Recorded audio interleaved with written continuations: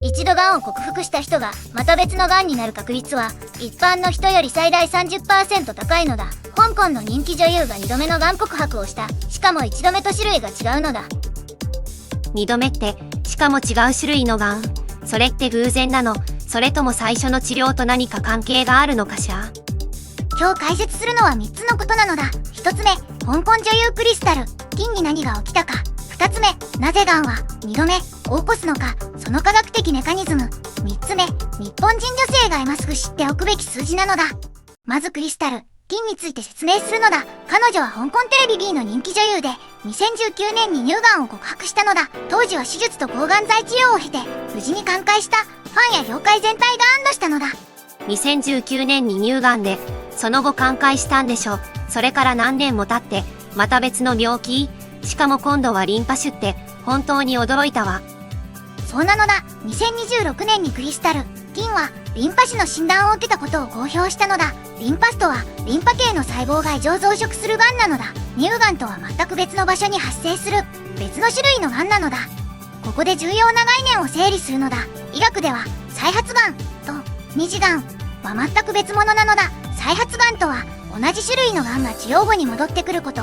でも二次がんとは、最初のがんとは別の部位、別の種類のがんが新たに発生することなのだ。クリスタル、菌のケースは後者、つまり二次がんにあたるのだ。再発と二次がん、違うのね。じゃあ、一度がんになった人は、なぜ別の種類のがんにまでなりやすくなるの？遺伝子の問題かしら？それとも治療の副作用？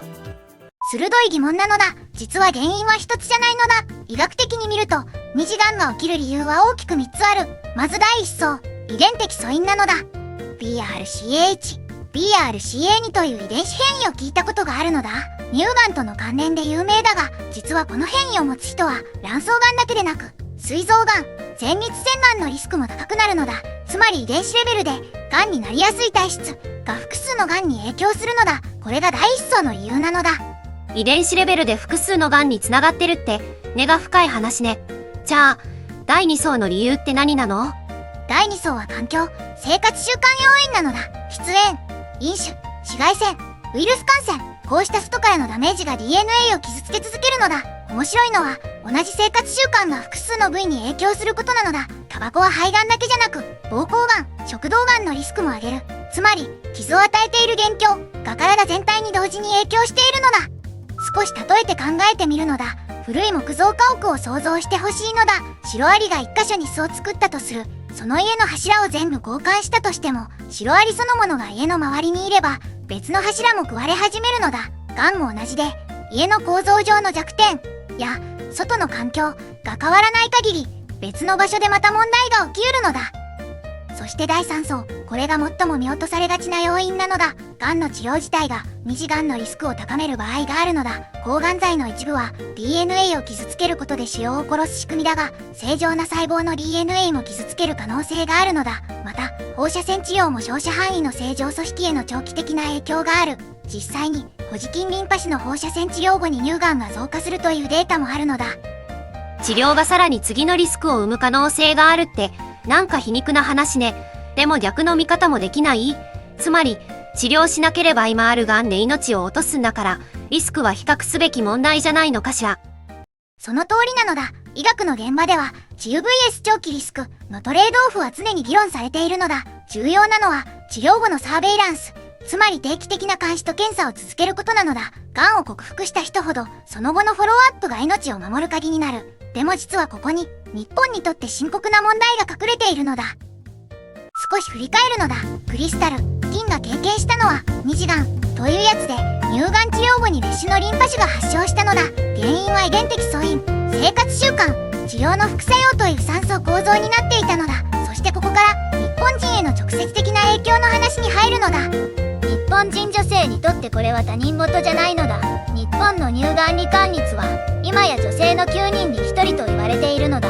30年前は30人に1人だったのだ。つまりこの30年で乳がんは3倍以上に増えたのだ。9人に1人、私の周りの女友達が10人いたら、1人は乳がんになる可能性があるってことを、数字で聞くと、急に現実感が出てきたわ。そしてリンパ腫も増えているのだ。日本ではリンパ腫は年間約2万件以上の新規診断がある。これは10年前と比べて約 1.3 倍に増加しているのだ。乳がんとリンパ腫、どちらも増加傾向にある中で、がんサバイバーの数も増え続けているのだ。日本には現在、がん経験者が約1000万人以上いると推計されているのだ。ここで医療費の現実を話すのだ。乳がんの治療費は手術、化学療法、放射線を合わせると総額で100、300万円になるケースも珍しくないのだ。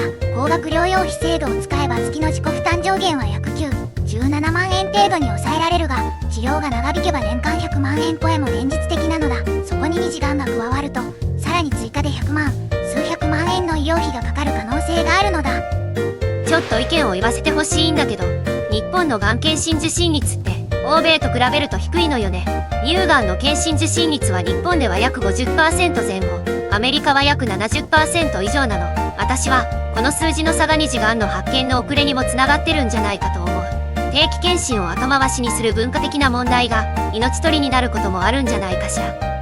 メタンの指摘は的を射ているのだ。実は BBC とサウスチャイナ、モーニング、ポストではこの話題の報じ方が少し違うのだ。BBC はクリスタル、金の個人的な闘病にフォーカスする傾向がある。一方で CMP は香港の医療インフラやがん検診普及という構造的な文脈と一緒に報じているのだ。つまりこれは個人の不運ではなく、社会的な医療アクセスの問題でもあるのだ。冒頭で一度がんを克服した人の二次がんリスクは最大 30% 高いと言ったのだ。これはアメリカのがん学会の研究データに基づいているのだ。でも逆に言えば、そのリスクを知っていれば対策が打てるのだ。知ることが最初の武器なのだ。では最後に、今日覚えてほしい数字と行動を話すのだ。乳がんは女性の9人に1人、治療後の二次がんリスクは最大 30% 高い。でもがんサバイバーの5年生存率は年々上がっていて、乳がんでは今や 90% を超えているのだ。つまり問題は死亡率ではなく、2度目と向き合う準備ができているか、なのだ。僕の個人的な見解を言うのだ。クリスタル、金のケースが僕を考えさせたのは、彼女の強さよりも、医療システムへの信頼の問題なのだ。二次がんが見つかった時、それを早期発見できるフォローアップ体制が整っているかどうか。日本でがんサバイバー1000万人時代に入った今、治った後の医療をもっと社会的に議論すべき時期に来ていると思うのだ。あなたは自分のがん検診、最後に受けたのはいつなのだ？その問いかけ、刺さるわね。私自身、最後に検診を受けたのがいつか正直思い出せない。コメント欄に、最後に検診を受けた年を書いてほしいわ。もし2年以上前なら、これを機に予約してみて。このチャンネルでは毎日海外ニュースを日本語で深掘り解説しているのだ。チャンネル登録と高評価で応援してほしいのだ。毎週月曜日は週初マーケット展望をお届けしているのだ。来週も月曜日に世界の経済ニュースを一緒に見ていくのだ。クリスタル、金の回復を心から応援しているのだ。そして、あなた自身の健康も大切にしてほしいのだ。